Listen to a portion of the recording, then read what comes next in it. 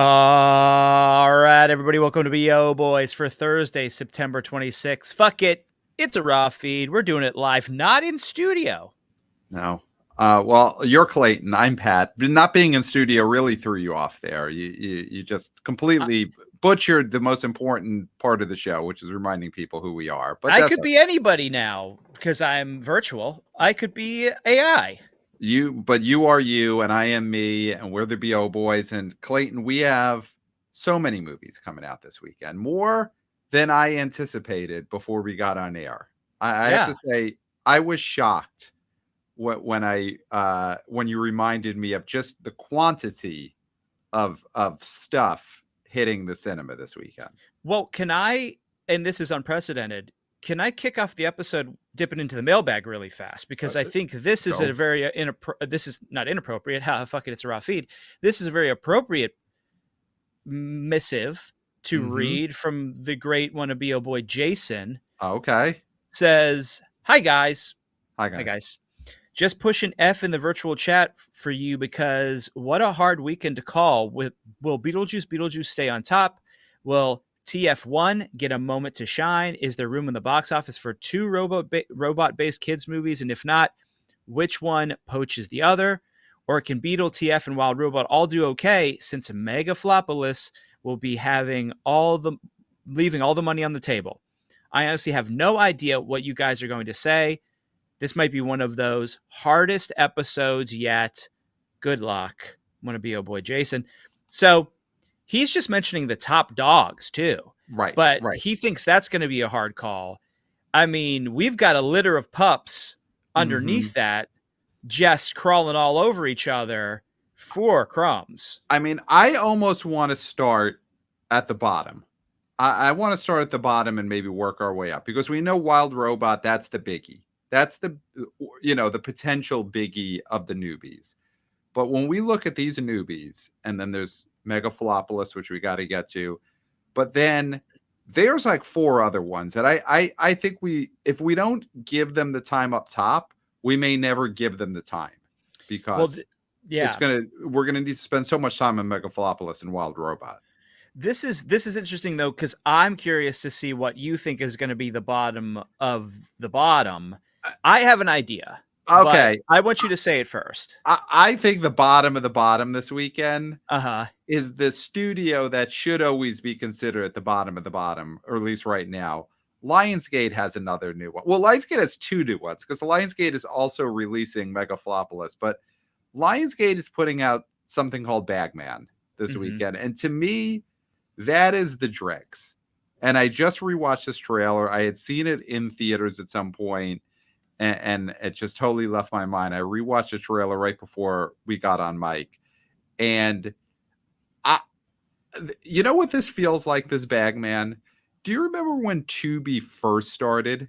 Now Tubi it'll have real catalog movies on there. You could probably go on Tubi and you could find like Top Gun or something, whatever they're licensing this month. But when Tubi started, it pretty much was only a collection of old oddities and self-made, below student film looking productions, things that grandmas financed, basically. These are or dentists. Yes, a dentist. Honestly, the original Tubi films seem like they were financed by the settlement from bad dental work. It's like we put the tooth in the wrong spot. You got a small settlement. You take that settlement. You make a movie that ends up on Tubi. Bagman reminds me of that era of Tubi. That is what this Bagman movie from Lionsgate looks like to me. A movie financed by the settlement from medium bad dental work. What do you think of this Bagman? Did that not seem like the lowest of the low to you? I mean, laughable trailer, laughable, and not having a laugh, just laughable. It's not taking a piss that I can tell, but I feel like this movie is so many years in the past for what it's trying to do, because I think what it's trying to do is do the sort of Slender Man creepypasta situation.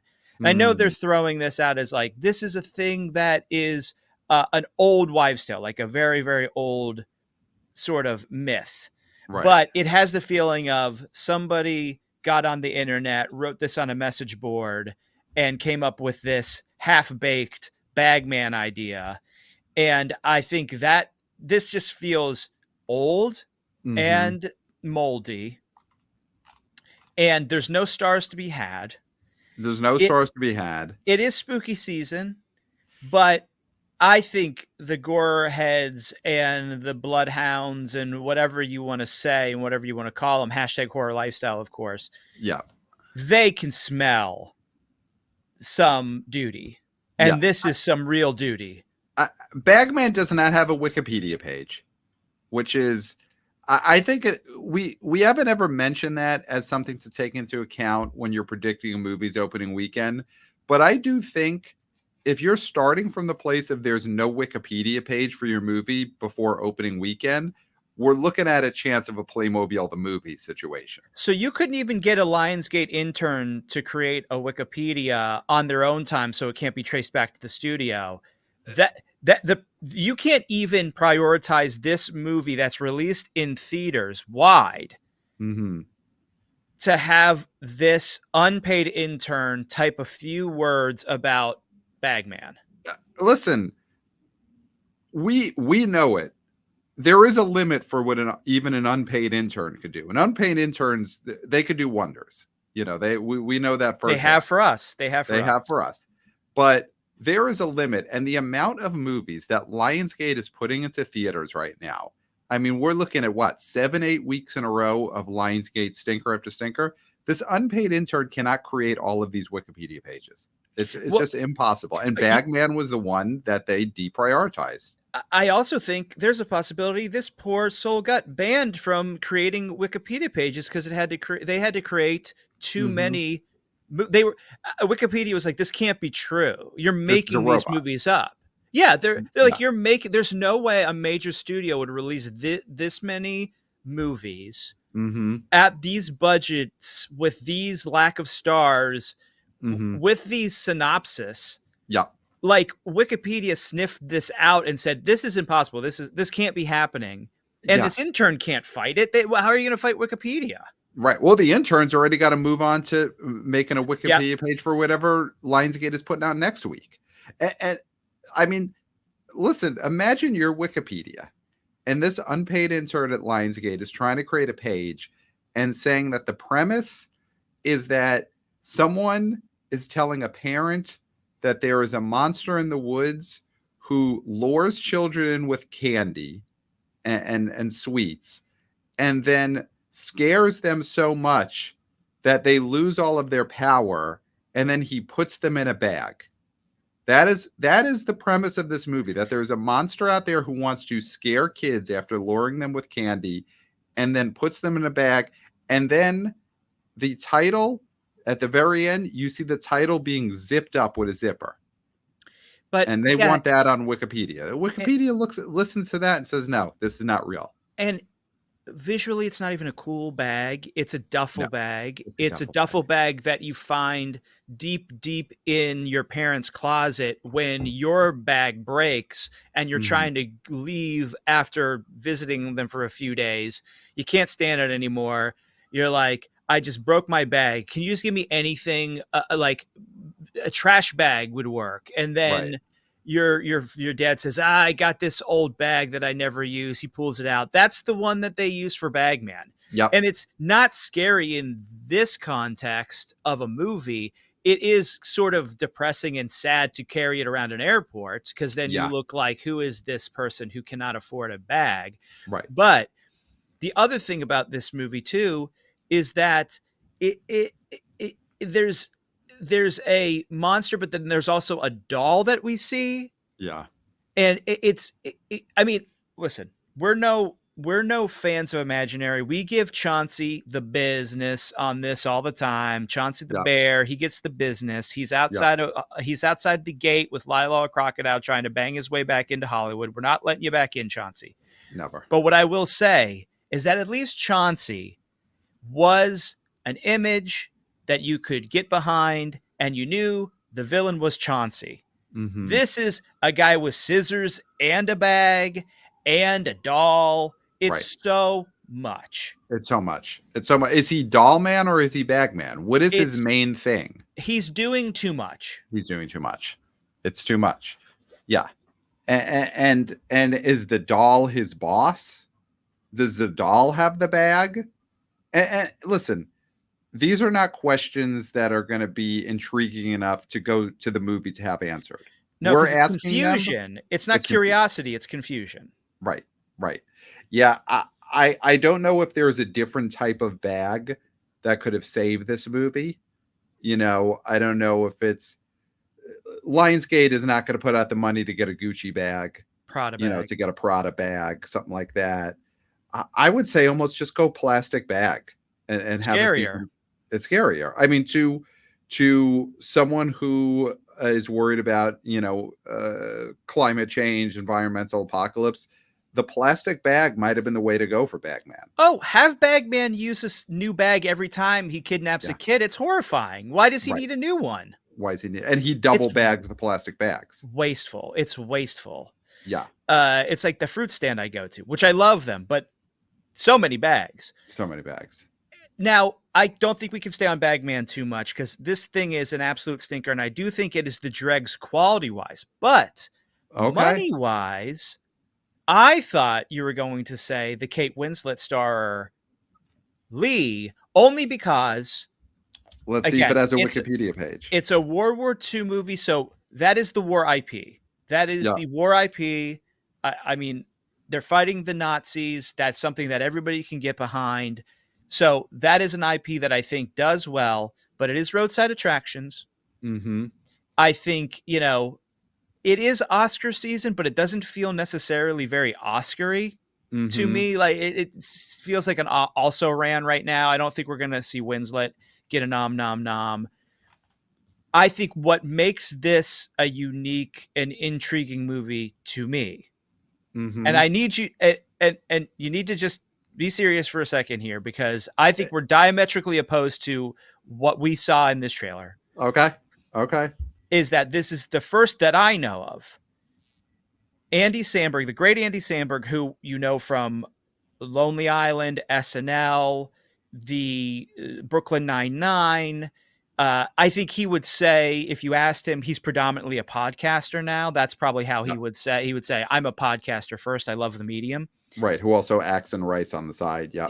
Yeah. Because he does the great Seth Meyers and Lonely Island podcast, which is must listen every week. Mm-hmm. They're all doing God's work over there. And I think he just loves the medium. He's a lover of podcasts, but he's doing a dramatic role. Mm-hmm. And I was able to watch this trailer, and you were shaking. Your shoulders were shaking. You covered your mouth. I did not have that reaction to this. I think he can do this. I think I've heard he's getting really good reviews. I mean, I want you to say why you were so not even tickled. I think this is like disrespectful laughter, actually. So, okay, here's where I'm coming from. And first of all, good for you that you were able to watch me watch a trailer. That is, I think, an honor and a joy that most people wish they could have. But well, soon to be a Patreon tier.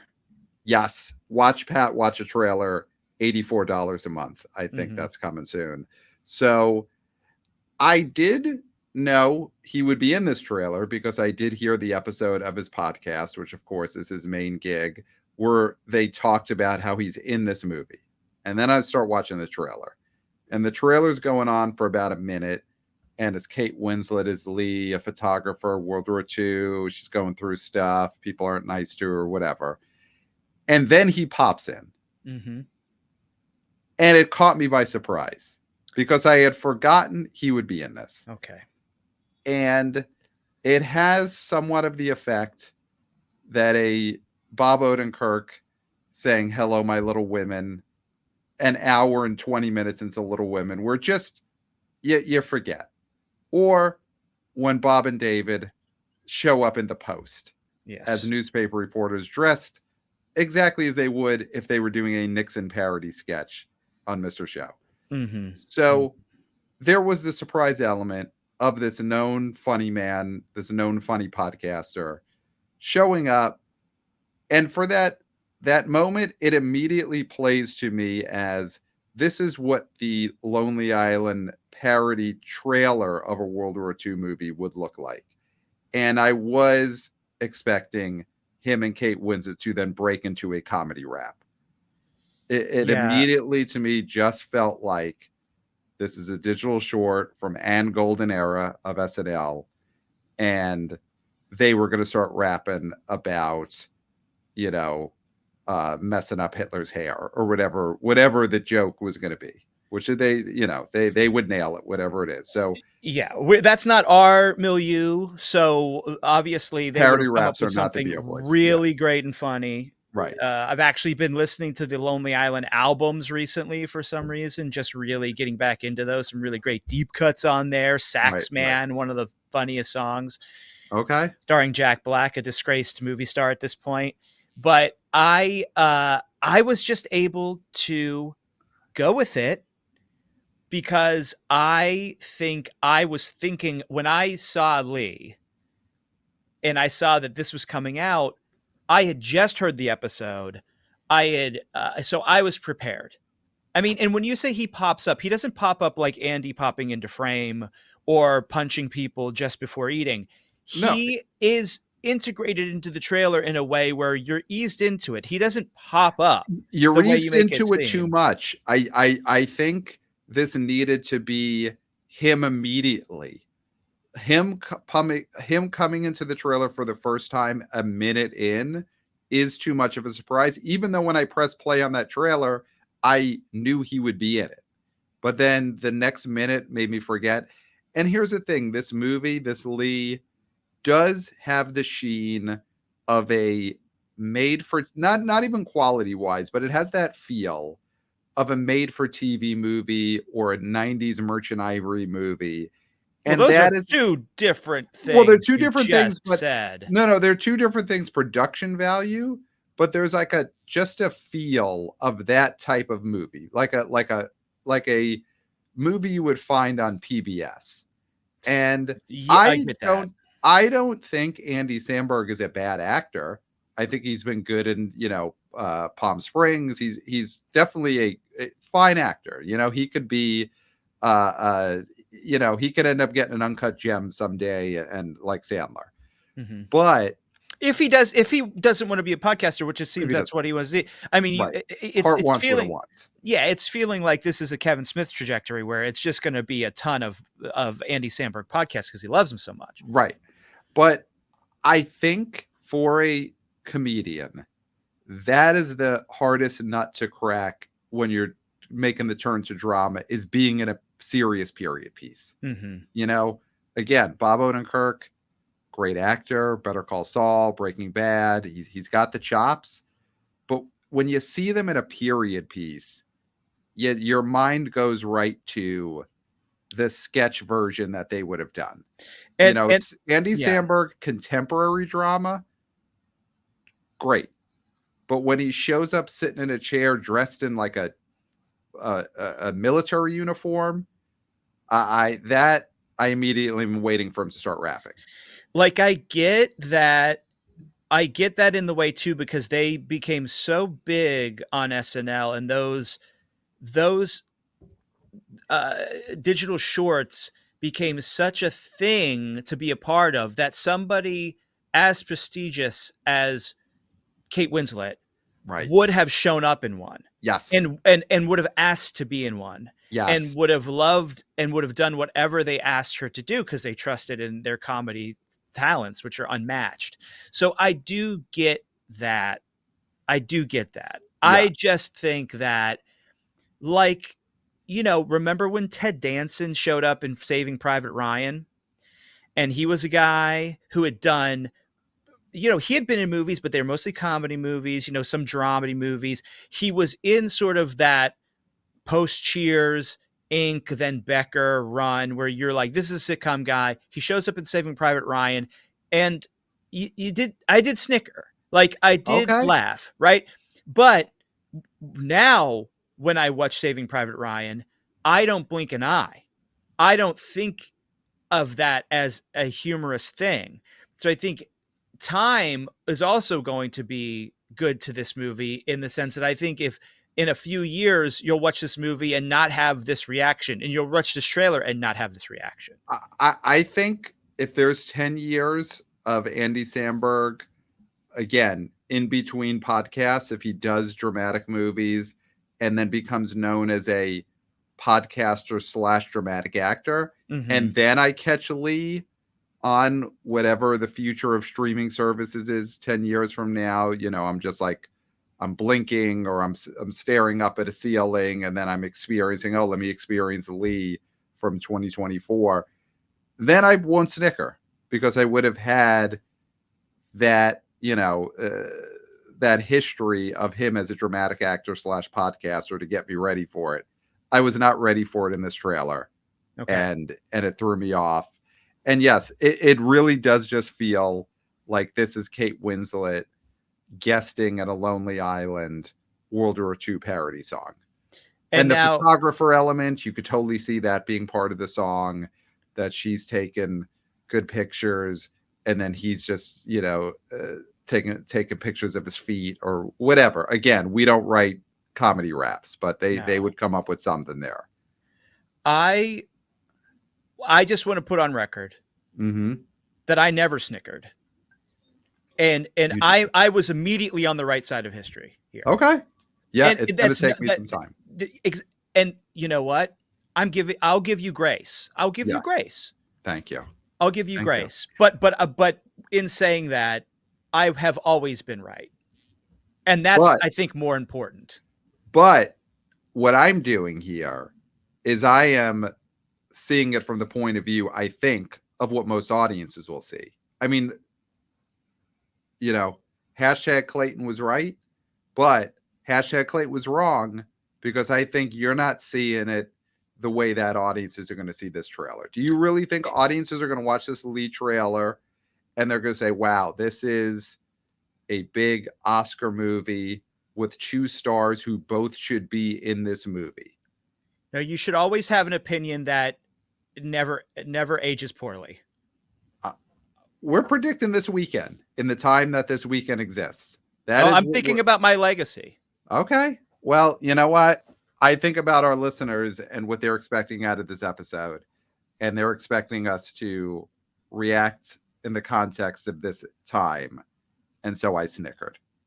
And that's right. Well, this podcast is a historical document, so remember that as well. You always have to keep that in the back of your head.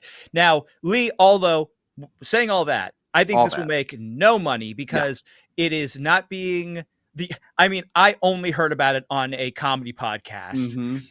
And so that's that. And even though Kate Winslet is always an Oscar favorite, not getting a nom. So it's not in that conversation. So I think this movie is going to make less.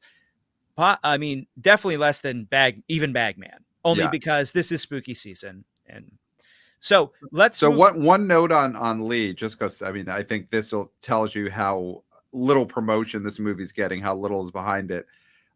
This movie does have a Wikipedia page, so good on them. And apparently the movie took 8 years to make, and at one point, due to precarious funding, Kate Winslet, who also produced the movie, paid the entire cast and crew salaries for 2 weeks, which is great on her. Kate above Winslet, and beyond.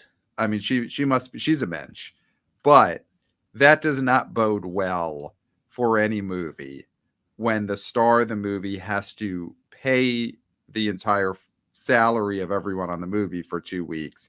I don't think Kate Winslet is shelling out more cash now for billboards and NFL commercials.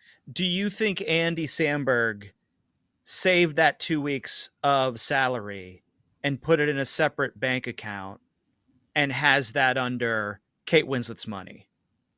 Wow. Okay. To give back to her, or just just because it's cool that is money that he got from Kate Winslet. Oh, that's nice. I would do that. I would do that.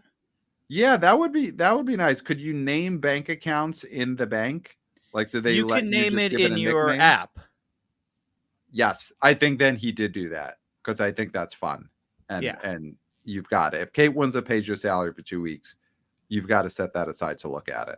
And then, of course, you have to give access to your partner. Of course, his partner, the brilliant Joanna Newsom. I think they both can dip into it if they want to, but they're not going to. Leave it alone. Yeah, You keep got to that. leave your. It's like Leno's Tonight Show money. You don't touch that. Yep, yep. You don't spend your Kate Winslet money. So I mean, actually, I mean, looking at all the just the quantity that's coming out this weekend, I definitely erred when I said Bagman was the lowest of the low. I mean, what is this Azrael? Azrael, a wide release from IFC Films, a horror film. I mean, This has a Scream Queen in it, though. it does. So it has Samar Weaving, but does this have even less promotion than Lee or Bagman?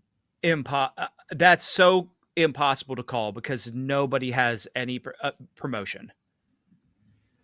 Yeah, no one is getting billboards. And as much Why don't the as three of them do a shared billboard? Lee, Azrael, Bagman go in together and start splitting billboards. Mm-hmm. I think, and I know these are all different studios. You got Roadside for Lee, you got IFC Films for Azrael, you got Lionsgate for Bagman.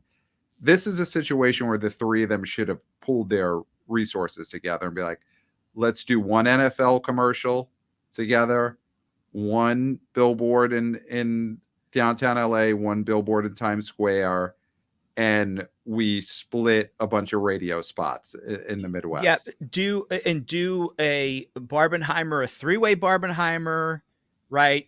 Bazriel Lee. Yeah. Buy two, get one free. Yes. So you buy a ticket for two of the movies, you get a ticket to the other one free. I mean, that is the tag teaming sort of situation that these movies needed. Go for the real psychotic people who want to have a sore butt this weekend. Yes. You do some kind of like shared novelty popcorn bucket where it's like you're unzipping Lee's face, you're unzipping Kate Winslet's face. On one side, you're unzipping Kate Winslet. On the other side, you're unzipping Samar Weaving. So it's like a Bagman, Azrael, Lee popcorn bucket. Yeah. And you can also just mix up the titles as a word jumble for how you see them. So like some people will see it 2 horror movies in a row. So that's Azbag Lee. Mm-hmm. And then if you want to see Lee first, it's Lee Azbag. So Lee Azbagman. So you can have that in the commercial too. It's like mix and match. Do how you want to do it. You don't have to do it Barbie first, then Oppenheimer. Although on the hierarchy, that's always good. I mean, you always got to see Barbie first and then Oppenheimer. So I think. So Azrael. It does have Samara Weaving. It was written by Simon Barrett, who is a known horror writer. I think his was You're Next. I think he was the writer on that. So did he also do The Guest? I think he did The Guest. Yeah, great. Great. He did great A Horrible movie, Way to Die, to the VHS movies, The Guest. So he's a real guy who wrote this Azrael movie. But I mean, I watched the trailer, and other than it taking place in the post-apocalypse, it's all they give you is there's something out there, and Samar Weaving is running away from it. Mm-hmm. And is it sound ghouls? Based on seeing the trailer, are we led to believe that there are A Quiet Place style sound ghouls in this world?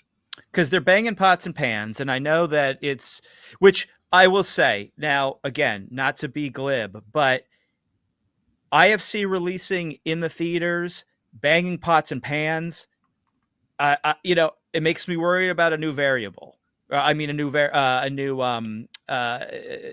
new strain. Because anytime I see IFC in a trailer, in a theater, I'm like, oh gosh, that's taking me back. And then to see someone banging pots and pans for our great people who did so much work during that bad time, I was triggered. Okay. Okay. Triggered. Not to use that Okay. word, but I was triggered. Okay. And so I think that might not be the greatest thing to be in this trailer is that, especially coming from IFC.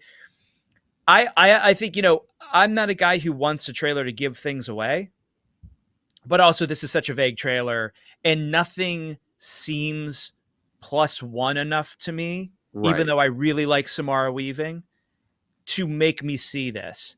I would almost see Bagman first, and that is sad because Simon Barrett is a guy I like. Like I like things he's done, but there's something about this trailer and the promotion for this, which has been non-existent, as we've said, that really makes me think this is going to be a total nothing burger. Yeah. I mean, Bagman, at least there will be a bag. It might not be the bag that you want, but you're guaranteed a bag. But it's the bag you deserve. It's the bag this generation deserves, I guess. I don't know. I think this generation deserves a better bag than what Bagman is bringing. I think they could have found a better bag. But Well, you if know it's what? millennials, they deserve this bag. If it's a Gen X like myself or Gen Z, I'm also Gen X. I would well, also if like the same if it's bag. Gen Z, they deserve a much better bag because again, we've talked to the kids, we talked to Mm-hmm. the youth. I went out there and you shot these videos. They're going to be at the live show. Come to the live show and see the youth of America, Gen Z, who deserve a great bag. As we're saying, really tell us that the future of moviegoing is in good hands, but also shocking us in certain ways as well. So Yeah. it's a little tease for the live show. Get your tickets; they're available. But this. I mean, God, There's no Azrael doesn't even tell you there's going to be a bag. I don't know and what that's a Azrael. terrible title. That's a terrible title. It's a terrible title. It's because Azrael's what, a bad angel? Is that what Azrael is? Mm-hmm. Azrael's bad What do you angel. call So a bad angel? Azrael. And I don't know what the promise of this movie is. I'm looking at the poster. I guess that's Samara Weaving sort of like upside down with a bloody face. This could do fully nothing. This could do under $1 million. JS. I mean, This could do JS, as they say. it was filmed in Estonia. They considered filming in Ontario, Canada, but they end up in Estonia. I feel like that's never a great sign when you end up in Estonia. So you're Samara Weaving, great actor, been in some really good stuff, charismatic as all hell. Yeah. Was going to shoot this movie. Thought, I'll go to Canada. Yeah. Gets an email. Oh, we changed your itinerary. Oh, okay. Do I have a later flight so I can sleep in? Oh no, you're going to Estonia. Yeah. Imagine that morning. Yeah, that is a call to her agents, and then her agents are that's when they have to be honest, be like, yeah, the Ready or Not sequel ain't happening right now. So you got to go to Estonia. Mm.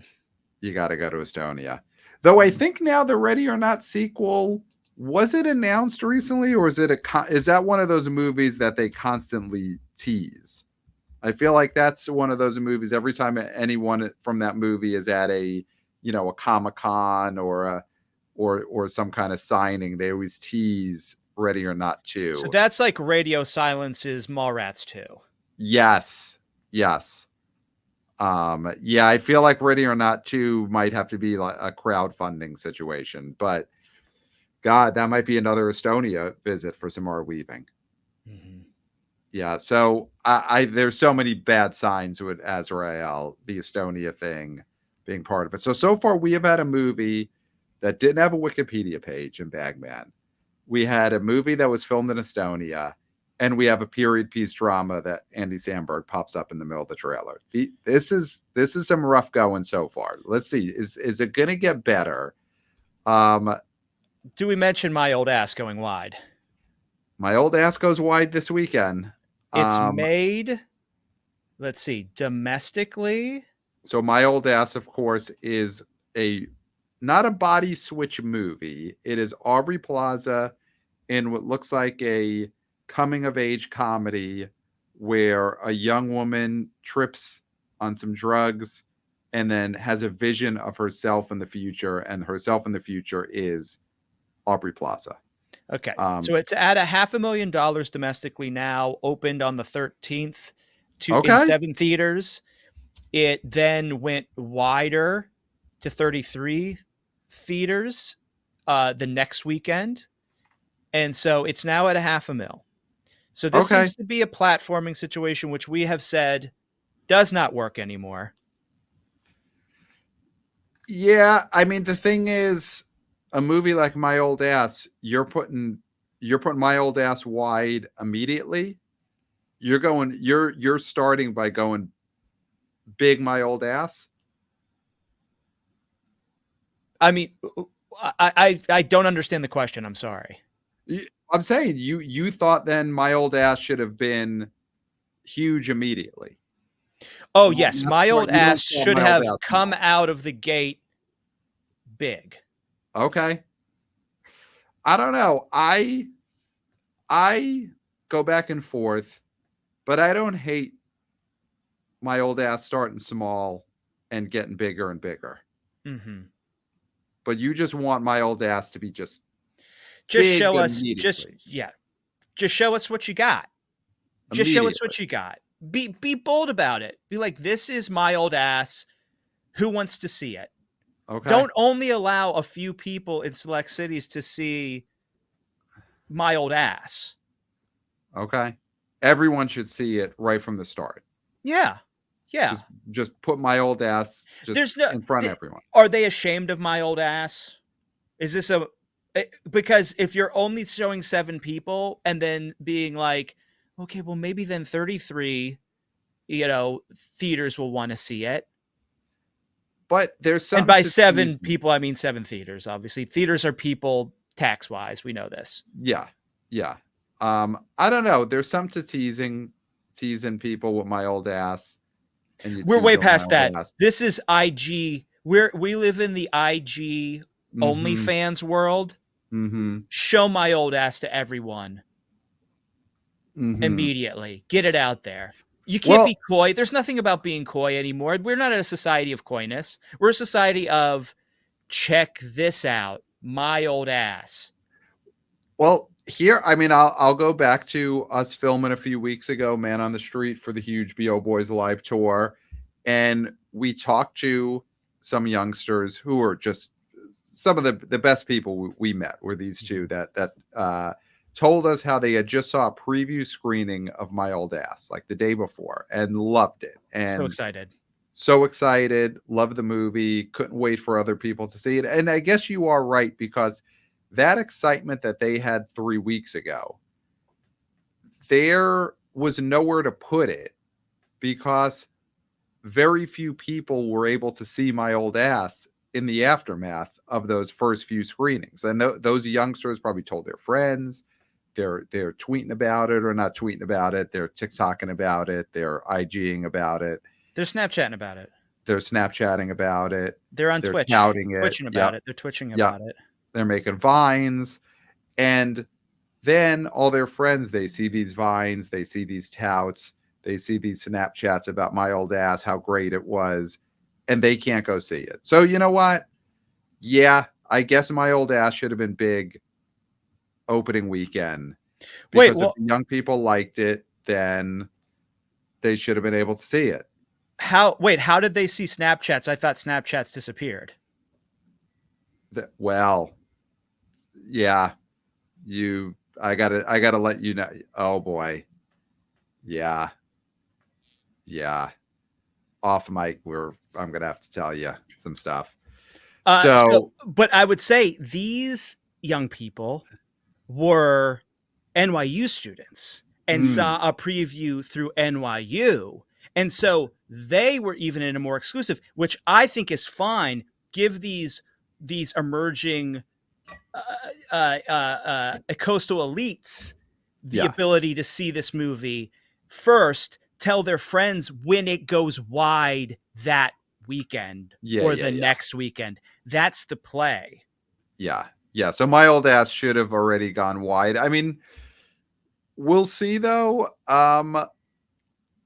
It like any movie, it would have wanted to capitalize on that immediately the immediate rush of all the reviews, because that's the other thing too, is all the reviews came out 2-3 weeks ago, and now it's going wide, and those are not the reviews that people are finding in front of them right away.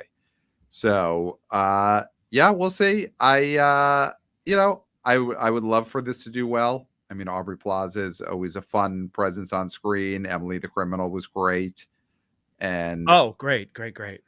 And you want her movies to do well, but we will see. Let's move up the ladder though. Is it time to talk about Megalopolis? Is there something else? We got to. That's the ladder. I feel like this is, again, of course, a Lionsgate movie. We're going to be talking about this movie, I think, next episode, because we are seeing it in IMAX. But this movie, again, is expected to only do $5 million, which I feel like that's high. I mean, this is going to cry macho like all of these movies have done. Yeah. I think this is going to be an absolute disaster. And I mean, that does not make me a great prognosticator. That just makes me somebody who can understand information that is out there. So this is I'm seeing reviews that are saying this is the worst movie ever. And which is always tweets aren't ticks. Tweets aren't ticks. People want to beat up on Coppola the way they wanted to beat up on Costner for taking a chance. Although Costner is now home unhoused, and Coppola just has less grapes. Yes. Coppola, he was smarter about it, but he just had more, I guess, to work with, because his grapes were very valuable, and he sold a lot of grapes. He probably has less grapes now than he's had maybe since he was a teenager. But he still has a lot of grapes. But he has he has more grapes than any of us will ever have, but he has less grapes than he has had in probably 60 or 70 years. And I guess when you get used to having a lot of grapes, it can be devastating to not have those grapes. Yes, 100%. I do not wish to ever go through what he is psychologically right now, looking out into his grapes field and seeing a bunch of repo men take grape after grape after grape, because these are no longer your grapes. And he's like, don't step on them. Don't step on them. And they're like, it ain't your grapes anymore. And then they just step on them. Oh, God. Can you imagine? Now I'm feeling bad. No, I get it. I get it. So he financed Megalopolis, and obviously people always want to take shots when there's such a weird situation like this, where someone financed a $100 million movie. But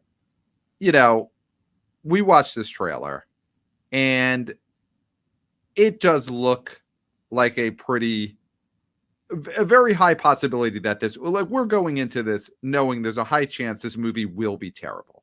It looks like a Man Out of Touch. It looks like a very garishly put together world that almost feels like he hadn't seen something like Southland Tales. Like, this has a Southland Tales feeling to me, which is a Robert Kelly movie that sort of destroyed his career. But Richard Kelly. Richard Kelly. I'm sorry. Richard Kelly. Southland Tales was not directed by comedy seller comedian Robert Kelly. Robert Kelly. Sorry. He's still going strong as ever. Yeah. So Richard Kelly, this is what it feels like. He's going to go bananas this weekend, I think. Is he? Oh, well, then we're going to cancel our Megalopolis tickets and go see him. Yeah. Check your local Go Bananas. Yeah. So I think that's how the feeling I'm getting of, for someone like Richard Kelly, that was a young upstart doing something that might be off the normal grid. This just feels like an old master who has sunk into such a low level that it's sad. Yeah. And we'll see. We'll see. But maybe it's great. Or maybe who am I? Who am I? I don't make movies. I'm not a movie maker. I'm not Coppola. I never did Jack.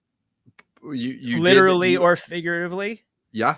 I mean, your parents say that to you often. Clayton, you have not done Jack. They say you don't know Jack. You haven't done Jack. Yeah.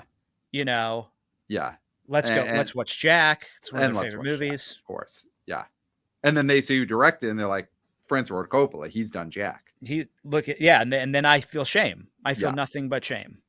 But we've seen some terrible reviews. I mean, former and future guest, the ace Eric Weber, he went off on his midnight movie talk the other night. Said this is the worst movie he's ever seen. Clayton, he went as far as to say that Megalopolis is, in fact, a worse movie than Beau is Afraid. His previous worst movie he's ever seen. So that is, Clayton making the same face that he did when he found out that Snapchats could be saved. That is his reaction to hearing the ace. You got to have the whole story. You got to watch the YouTube. We're YouTubers. Hey guys, you got to see the whole story. So there is a chance that this is all-time bad. Is that intriguing in any real way? Like right now, this movie does not have much in the way of promotions. It's, again, no NFL ads, no billboards in a real way.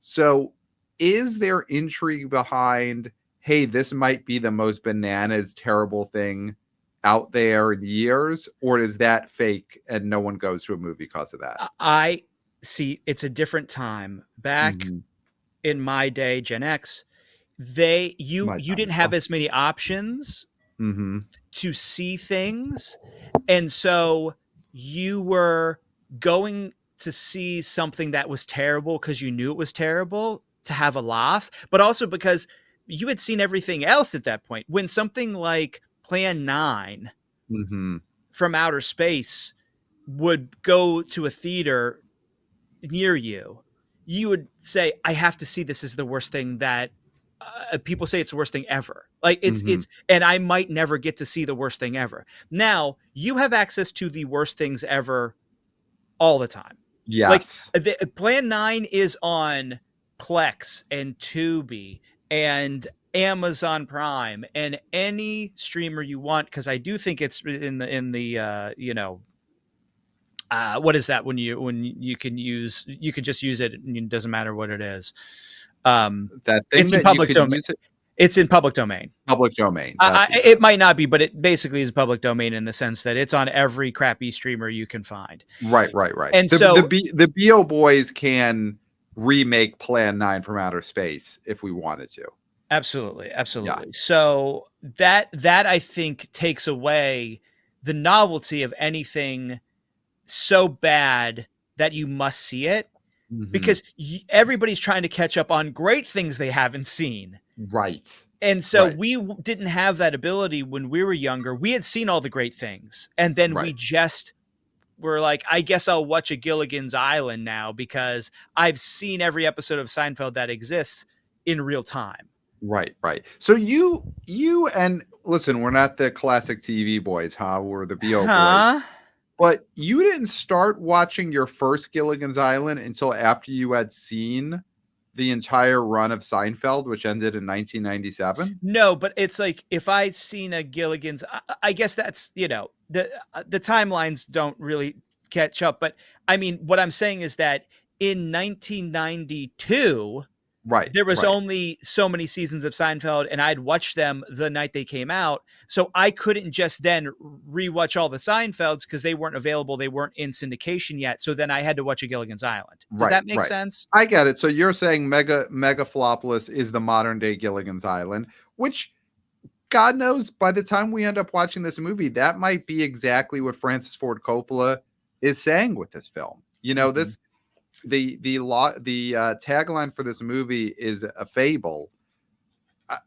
Megalopolis could take place on Gilligan's Island. Like that is how open-ended the possibilities are with this movie. I do agree. I don't think people go to see things because they think it's going to be terrible. Also, if that is the road that Megalopolis ends up on someday, that's years down the line. That the cult of Megalopolis. Yeah, the first run of Plan 9 or The Room or those type of movies are not helped by that. It's years later. So totally could see the sing-along midnight version of Megalopolis, but we're talking years from now. And I don't think this weekend anyone's going to make plans because, hey, this could be a disaster. Mm-hmm. So the opening weekend is, and I think we'll wait until the results come in on Monday, because I do think something, once the numbers come in, that we should talk about. And I'll tease this for the next episode. Star of this movie is Adam Driver. Mm. And there might be a daddy's home situation on the results episode in terms of Adam Driver. Yeah, I don't think we have to get into it now, but when the numbers come in, it might be time to have a real hard talk about, and maybe with, depending on his avails, with Adam Driver. Wow. Yeah, I'm going to have to get my druthers because Adam Driver, a guy we both really like, great actor, makes some questionable decisions, understandably wants to work with great directors. I get it. Yep. Yep. Again, the great KIRK Minihane, podcast Jesus himself, has taken us to task for being so hard on this movie, calling it Megalopolis. Mm-hmm. We're not putting respect on Coppola's name. And doing it at a time when he has less scrapes than he's ever had, which must be very difficult for this man. So we'll see. We could see this movie and eat so much crow. I hope so. And we hope so. And if this is a huge sleeper hit that puts Adam Driver back in the driver's seat, pun intended, then that's great for cinemas, because we need young stars or youngish stars. And by Hollywood standards at this point, he is a young star, an emerging star. We need them to have their big hits. We were so happy when Glenn Powell got Twisters and made Twisters a hit, at least domestically. We love Chalamet breaking out. We love Zendaya breaking out. We love Sydney Sweeney breaking out. We love Austin Butler's breaking out. So we're not rooting for this failure. We just sort of see the inevitability of the failure, and we can't be pumping this up when all signs point to cataclysm. Yeah. Now, I will say I'm so excited to see this. We're seeing a late Thursday night showing. We're seeing an IMAX. We don't know if we are seeing the immersive experience, which is the version in which there is an actor who does stand up in the live auditorium and speak lines to the movie. There are very select showings where that's happening. I guess otherwise they did edit the audio into the movie itself. But there will be screenings. Here's what I think we need to do. No matter what, Clayton, we need to find out what those lines are and when they happen. And I do them. And you do them. You stand up and you do them. I have my sides for at least one section. Okay. I smuggled them out. And we won't go into how I smuggled them out. I was not supposed to. Yeah. It was not safe to do so, not because I would get caught and lose my SAG eligibility, which I'm not eligible because I am very far behind on my payments. I'm in very bad standing. The way I physically did it, a doctor would advise against. Okay. But I did it, which is the most important thing. Yeah. And you only have one life, and you only have one body. And if it's not already a temple, then you might as well treat it like a tenement. Right. So you got to move some stuff around. I had to. That was mostly the painful part of it, was moving other things I was smuggling around to smuggle these sides out. Right. You forget how much is there. Yeah. I did forget, and I was in a lot of trouble for a certain thing that I did not deliver on time. So, and I was like, it was just so far up, I couldn't. Yeah, I didn't remember. It's when your hoarding and your smuggling tendencies mix, then there's a problem. Yeah. But this is not a complete script, of course, because A, we were not given that, and B, there was not enough room for a complete script because this is a long movie. But yeah, if anybody, obviously we have a lot of Hollywood insiders. Yes. So if you have a full script for the experience, the full experience that you can get to us, you don't have to smuggle it necessarily. No, just email it. PDF. Yeah. You could PDF it to us, and we will not snitch on you. We won't say No. where it came from. If anybody asks, we don't know. We didn't see anything. No, we didn't see anything. The hard drives are getting drilled, magnets, all that stuff. We destroy our computers. We get new computers. And so I think that one of our insiders must have this and should send it to us. And I will perform for the audience to give them the full experience pro bono. I mean, this is perhaps the best promotion that Megalopolis has had yet. Mm-hmm. That we are promising that, you know, if we're able to get these lines and where they go, that in New York City, Clayton of the B.O. Boys will be performing a scene during Megalopolis in IMAX. Yeah. Yeah. I mean, last I checked, when we bought our tickets, it was not a sold out show. Great. When this episode drops, I think it's a guaranteed sellout. Gotta be. It's gotta be. So, I mean, it gives me less room to maneuver through the aisles because those are very tight, but I'll do it. I'm a professional. You stand up and you be in the movie. Yeah. And everyone will be immersed in it. So let's get to, I guess, the big newbie, in the sense that this is the movie that will be challenging for the #1 spot at the box office this weekend. So there is The Wild Robot. The Wild Robot, an animated film. It's directed by the director who's done How to Train Your Dragon. Great franchise. And it comes from DreamWorks within Universal. So this is a big movie. It's a big animated movie. Lupita Nyong'o. Yeah, star of Quiet Place Day One, who big hit. And the voices also include Pedro Pascal, Bill Nighy, Mark Hamill, Catherine O'Hara, Stephanie Hugh, and Ving Rhames is in this, and Matt Berry from What We Do in the Shadows. So it's got a lot of voices, got some big names. Pat, most importantly, it doesn't have the voice of Chris Hemsworth. Does not. Is that something that the Wild Robot should put up front in its 100. Final advertising push? 100%. 100 does not feature the voice of Chris Hemsworth. Yep. Instead of introducing or in addition, subtraction. I mean, no Chris Hemsworth. Most movies, I mean, Bagman should have a commercial for Bagman that says Chris Hemsworth is not in this movie. Lee, you have, guess who we have? Yeah. We have Andy Samberg. Guess who we don't have? Chris Hemsworth. Yeah. I mean, that is a way for Azrael to get some attention, starring Samara Weaving and not Chris Hemsworth.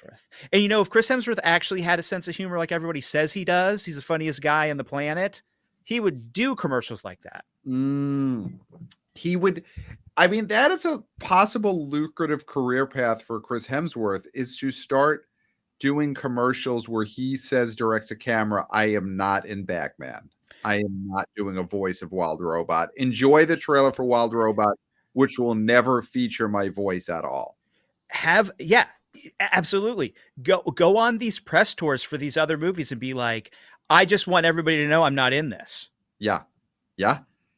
I mean, for Joker 2, I'm not in it. I'm not. A big move would be you get Chris Hemsworth. I don't know if he's done it already, but if he has, have him do it again. He eats the wings, and the whole time he's saying, "I'm not in Joker. Follow you do. I'm not in it. I'm not in it. I'm not." Man, this last sauce is hot. It's as hot. Wow, this is hot. I'm also not in Joker. Follow you do. Yeah, like, not in it. Yeah.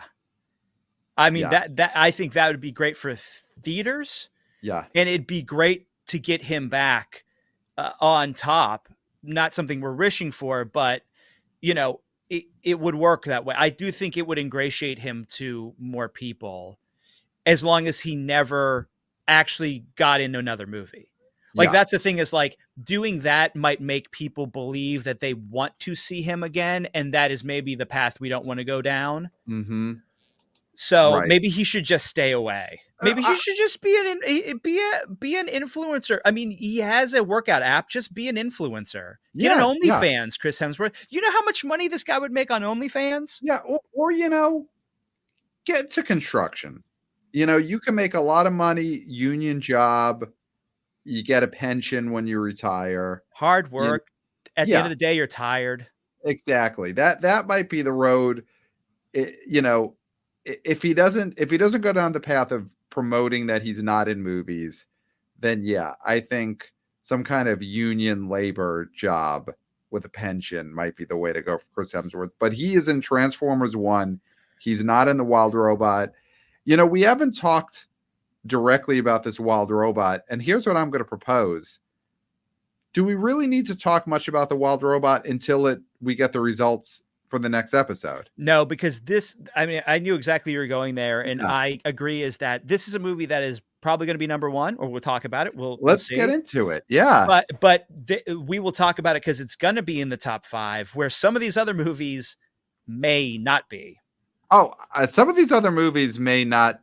Some of these movies we talked about opening this weekend that all supposedly have wide releases. We'll see what that actually means. I mean, something like Azrael, maybe that's 1,000 theaters. Who knows? But some of those movies may not even make the top 10. I do not think that every movie we discussed opening this weekend will make the top 10. So I think let's just get into our predictions, because we're going to end up talking a lot about this animated Wild Robot on Monday. And we're going to see if Transformers won, if Transformers is going to be buried in the desert. I mean, that's what we'll know on Monday. So I think there's a lot of animated robot talk that's coming our way on the next episode. Mm-hmm. And I think we could get into these predictions. Okay. Do you want to go first, my friend? Do you I want me to want go to go first? first? If you're ready to go first, I would say you could do the honors of going first. Okay.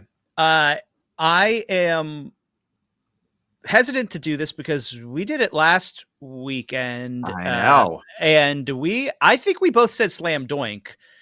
And we don't like to say slam doink. I mean, is there anything sadder than going up for that slam doink and boink goes off the rim, which is what we did last weekend? Yeah, I mean, we boinked a doink. We boinked a doink, which you never want to do, especially in our line of business. Mm-hmm. But I gotta say, I'm gonna say it. I'm gonna say slam doink that Wild Robot's number 1. Mm-hmm. Now it's just a matter of how much it makes. And I'm going to go lucky 21. I'm going to say 21 million because I'm erring on the side of, is this movie going to translate? Are people scared of robots now? Like you mentioned, I think maybe this is the robot movie without Chris Hemsworth. That's going to bump it up a little bit, but I'm saying 21 here. Okay. Number 1. Number 2, I'm going to say Beetlejuice. Mm-hmm. Just because I think people love this movie. It's got so many stars that people want to see. It's got Jenna Ortega. Mm-hmm. So I'm going to say Beetlejuice is number 2. Mm-hmm. Number 3, I will go with Transformers 1 only because everything else coming out is so dire. Yeah. That I think if this movie, if it can't lose to Megalopolis.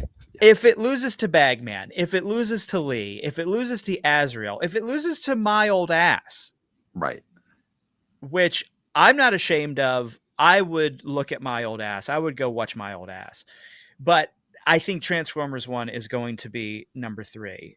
It'll never reach number 1, but it's going to be in the top 5. Mm-hmm. Then that's the question. Which one of these movies comes out and is number 4? Okay, this is where you think it's happening. And I think purely because of the PLFs, which we know drive business, I do think Megalopolis is number 4 by default because it's going to have IMAXs. I don't think Bagman's going to have IMAXs. Azrael's not going to have IMAXs. My Old Ass deserves IMAXs. My Old Ass deserves to be seen on the biggest screen possible, but it's not going to get it. Mm-hmm. So I think that number 4 is going to be Megalopolis. And then number 5, Mm-hmm. this is the toughie Mm-hmm. because we also have uh, Speak No Evil and Never Let Go still hanging around. I know. And is it possible that spooky season, one of these movies with bona fide stars in it, outdoes these other movies that don't have bona fide stars, other than Aubrey Plaza, but it is spooky season. And I don't think My Old Ass is going to do too much. I think it's more of a cult movie at this point. You know, actually, and in saying that, Mm-hmm. I'm just going to go My Old Ass. Oh, I And love I'm going it. to go My Old Ass because biggest name, the youngsters, the Gen Right. Zers we talk to, Aubrey Plaza, Aubrey Plaza, Aubrey Plaza. I've seen her in some videos talking about this film, charming as ever in her unique way of charming people. Mm-hmm. My Old Ass at number 5. I love it. I love. Uh, Let me get into my top 5, which I think is very similar. I think number 1, Wild Robot. It's a slam doink, and we won't.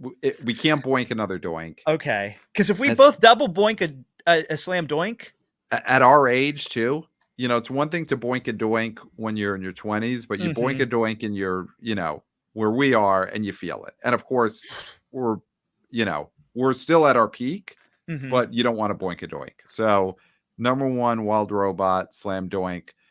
Number 2 is Beetlejuice. I mean, I'm looking at the Days. And this week, Beetlejuice came in number 1 last week on over Transformers 1. And when you go through the Days, Monday, Beetlejuice beats it. Day for Tuesday, Beetlejuice beats it. It's widening the lead. I think Transformers 1 is going to drop 50%.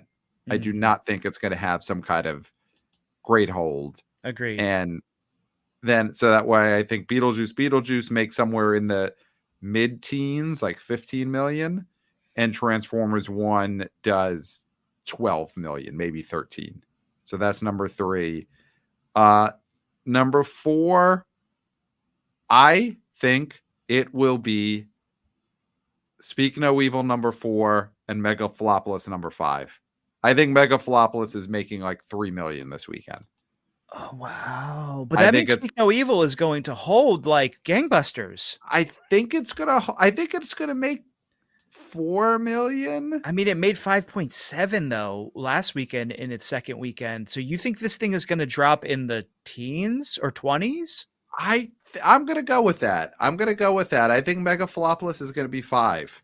Wow. I think Megalopolis is gonna make like 3 million, even with the IMAXs.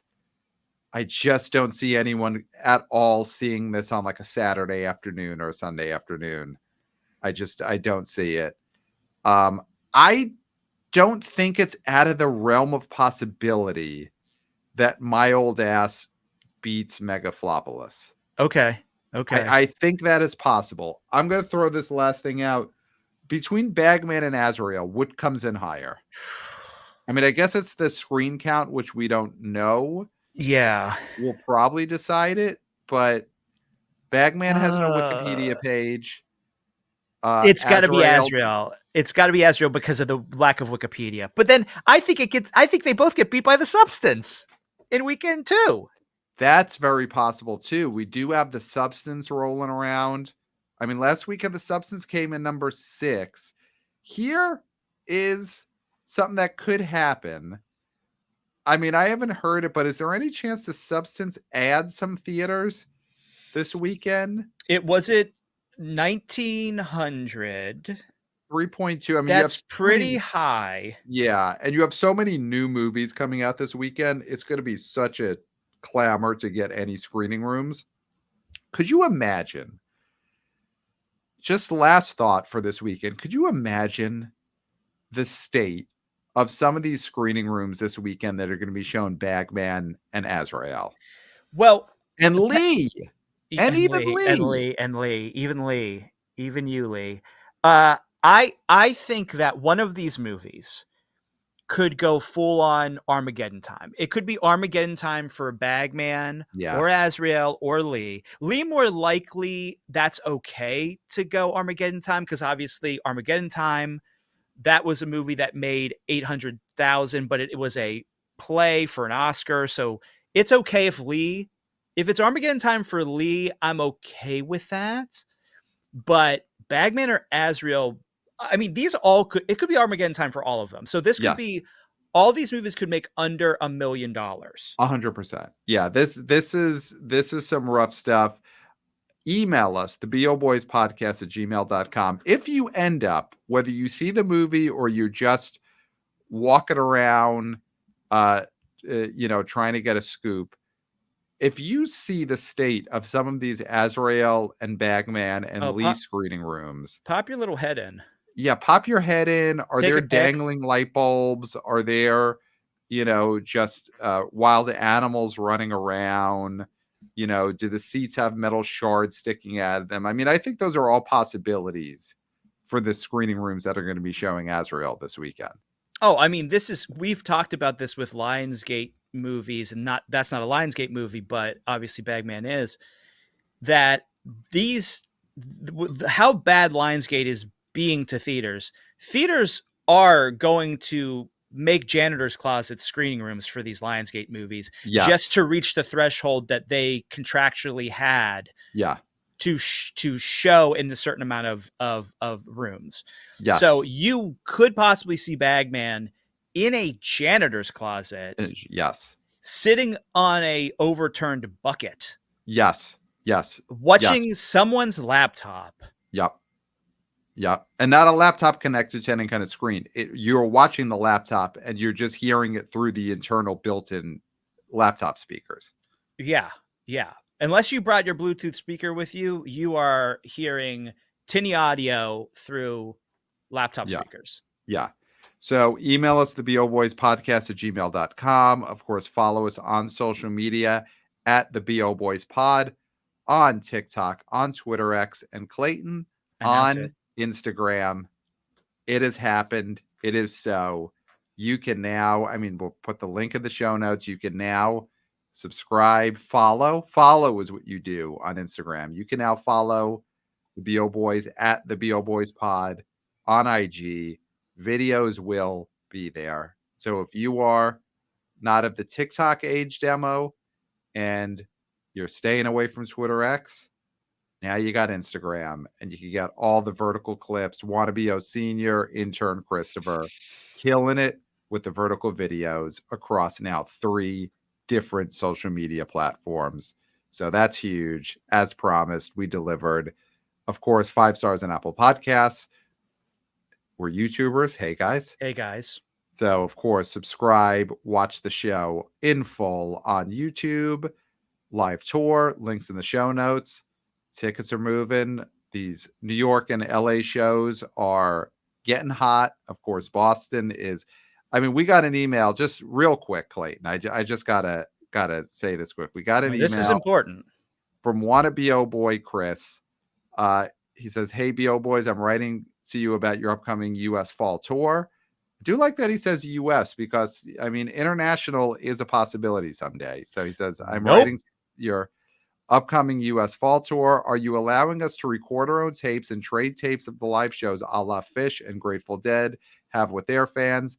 What about bootleg shirts? Are those allowed to be made? Are they allowed to be sold outside of the venue, perhaps on the sidewalk?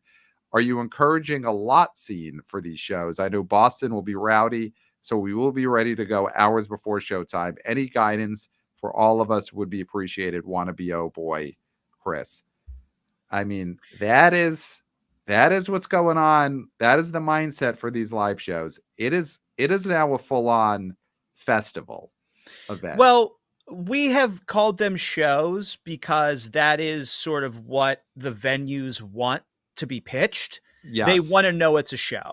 Yeah. But we internally refer to them as happenings. Yes. So these are happenings. And all of the things that you mentioned in your wonderful email are what go down when it's a happening. Yep. So know this is a happening. Mm-hmm.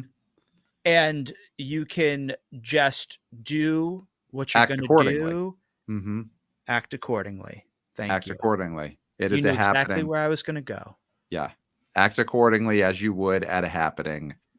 The BO Boys live tour. It's officially a happening in each of those 3 cities.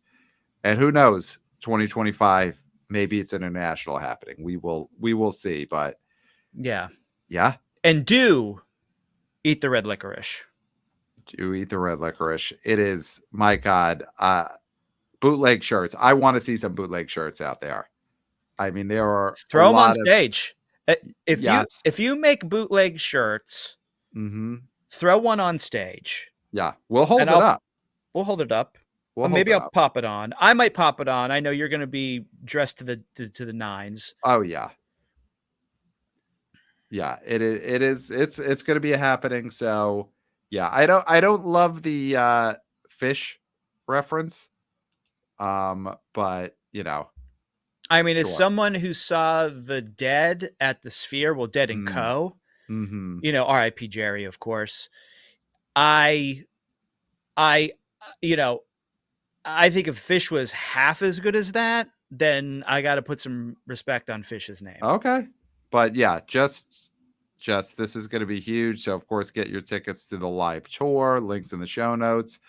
And I think that's it. Substack, of course, we're working so hard on the live tour, but we will get stuff up on the Substack very soon. But still, subscribe there. Great archive, and there will be new articles on the Substack. But just making these videos, getting ready for the tour, taking a lot of our time at BOHQ right now. So, man, that's what I got for you, Clayton. Pat, I don't think there's anything left to be said. You've said it all. No, I got to get out of here.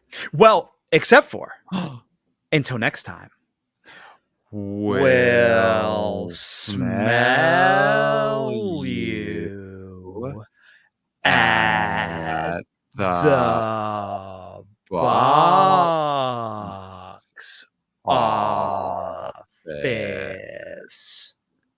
Nailed it.